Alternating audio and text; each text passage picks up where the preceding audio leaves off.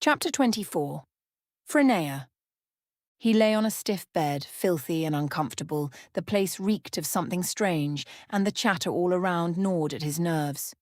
When he opened his eyes, he realized he was in a hospital. Rafa was there too, slumped in a wheelchair beside him, scowling. Tiana was staring at something with an odd expression. He couldn't tell what, but it looked like she was enjoying herself. Right in front of him stood Susie, back turned, flailing her arms like a pissed-off Italian nonna as she argued with someone. He didn't need to see who it was. He recognized the voice. Mandy. "Guys, seriously, can you talk a little quieter?" he muttered, struggling to speak. He must have been drugged.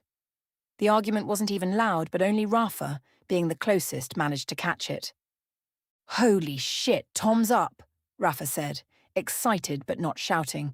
"I think it's really him this time." "What do you mean, this time?" Mandy shot him a look. "How would it not be him?"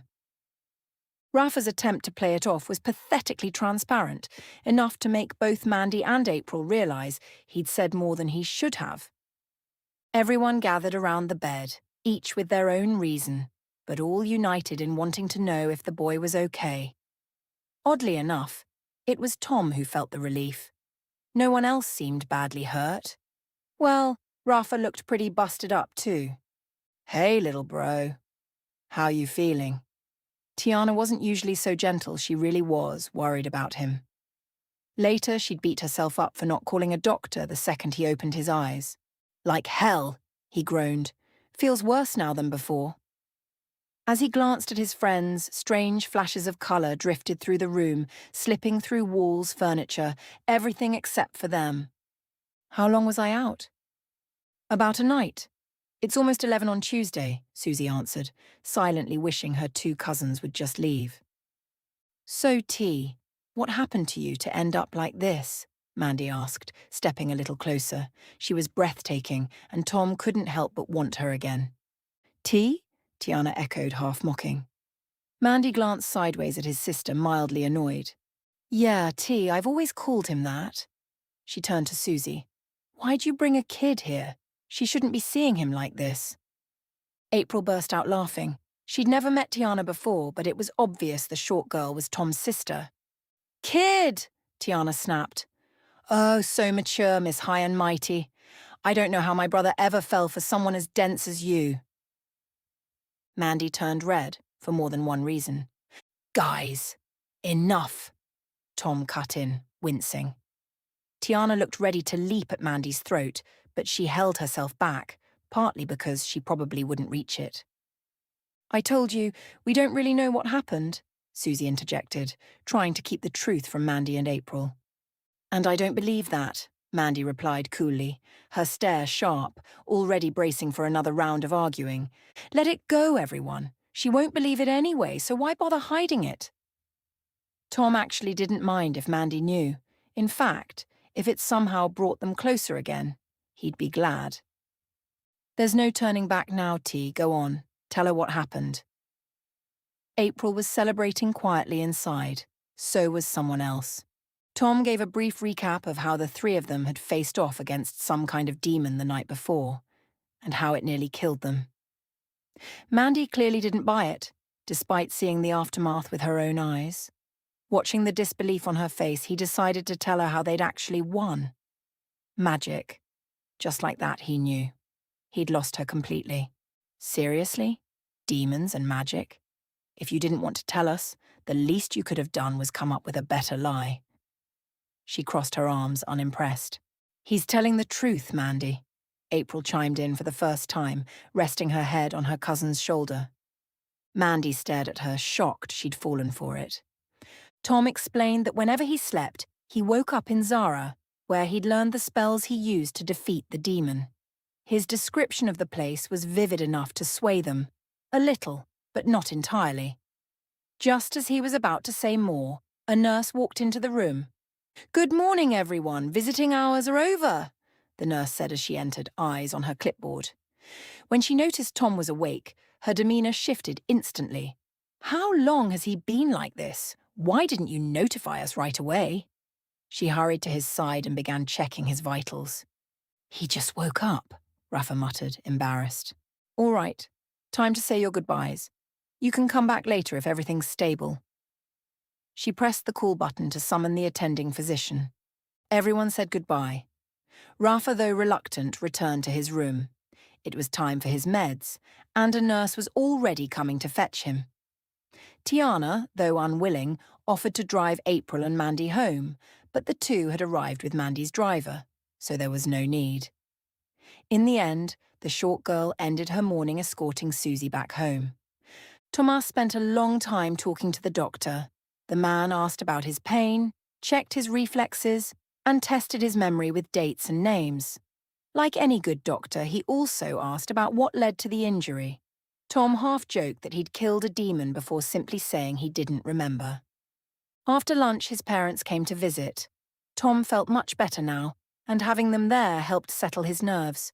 What struck him as odd was how they didn't ask what had happened. They spoke like they already knew, showing only concern and wishing him a speedy recovery. Around 4 in the afternoon, they left and said they'd return later. Now alone, he figured no one would disturb him for a while. Finally, he could rest, and just rest. No alternate worlds, no magic, just sleep. He dimmed the room's lights as much as possible, though hospital rooms were never truly dark. And it was still early afternoon. He placed a pillow over his eyes and tried to drift off. Everything went according to plan. His eyelids felt heavy, and he started dozing, until he heard a meow. A cat? In a hospital? Impossible. He pulled the pillow away just to make sure no one was watching dumb internet videos nearby. But someone was already there. Hello, Tom.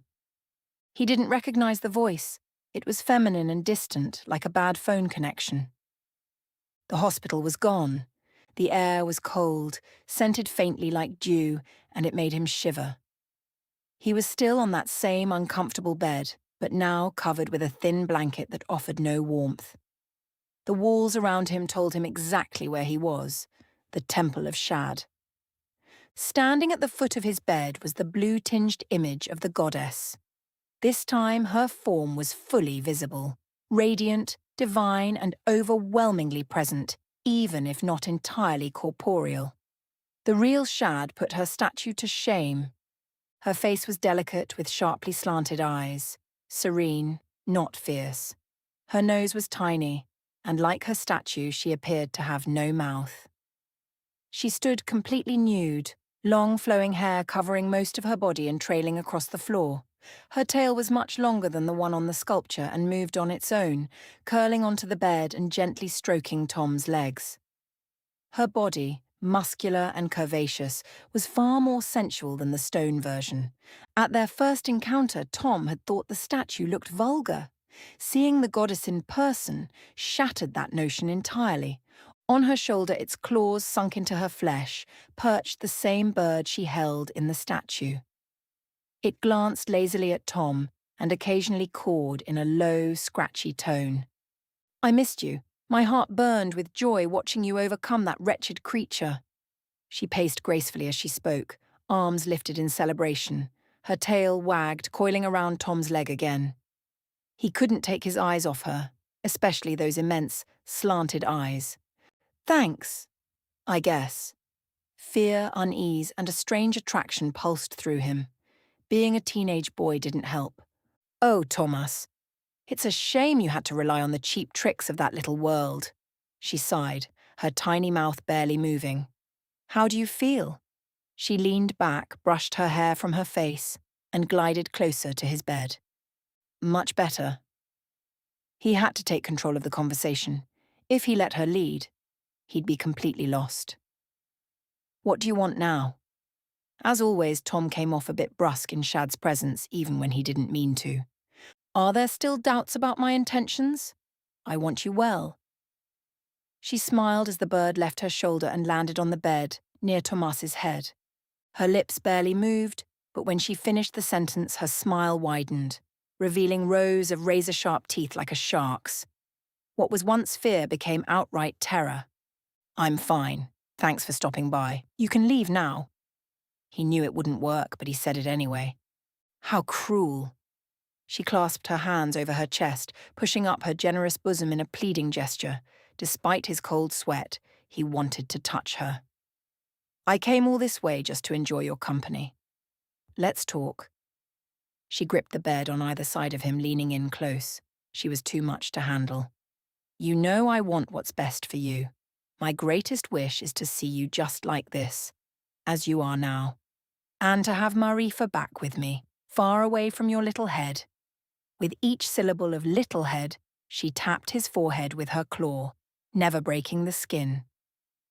If this is so good, why is the mage running from you? He asked, hoping for a new clue. It was hard to concentrate. A simple question, a simple answer. Fear. She's afraid of losing her physical form. After all, my Marifa worked so hard to keep it. She? He repeated, but was ignored. That wonderful ritual still gives me chills, Shad whispered. Her tail squeezed tighter around Tom's leg, rising to his thigh. After so much time, so much research, so much pain? Of course she wants to savor the fruits of her labor. But why torment herself, hopping from body to body, when I could be the eternal source of everything she desires? Well, I wouldn't want to die, he admitted, unsure of what else to say. Shad's eyes gleamed at his words. Then don't, she snapped. Running from her feelings, Marifa has died again and again. Every time, violent. Every time, painful. Tom's breath caught. He remembered it now, his own death. His mother crying held him close. His father caressed her shoulder. He gasped for air, each breath shallower than the last. Panic from suffocation. A nightmare that seemed endless. The tearful faces of his family were the final thing he remembered. That and the awful sensation of being smothered. It doesn't make sense. It doesn't. Shad braced herself on the bed, her face now inches from his. Her divine nature was undeniable. The desire to see her in the flesh, as he had seen Ka in Zara, flooded his mind in an endless instant. And what about me? He asked. If the mage has to die to be with you, what happens to me? You have nothing to fear, my Thomas. I can separate you from Marifa, send you to Zara if you like, or to another plane. Her claw traced over his foot, sending a shiver up his spine. And if I want to stay here? On Earth? She seemed caught off guard. That's not possible. I don't have a vessel for your consciousness. Seeing his reaction, she quickly tried to soften the blow. But you don't really want to stay here, do you? What's the point of this world? She raised her arms and spun joyfully. Her hair flowed like silk, catching the pale light and making it shimmer. You could be a legendary warrior. Don't you want to be a hero, Tom? To fight monsters? To explore places no one's ever seen? It sounded amazing, until you actually had to face the monsters. I don't know. I need to think, he mumbled. He did know, but couldn't bring himself to say it. Think hard. I can work wonders on you. Her smile curled, her sharp teeth gleaming. In my hands. A moment can last an eternity. And afterward, I'll send you wherever you want to go. She leaned in. We'll meet again soon. She kissed his hair, then gently closed his eyes with her silky hands. When Tom opened his eyes, he was back in the hospital. Barely any time had passed. The encounter left him drained. He returned to his original plan, just sleep. Maybe after some real rest he could figure out what to do next. So he settled into bed once more and closed his eyes. For the first time in days, Tom slept like a normal person.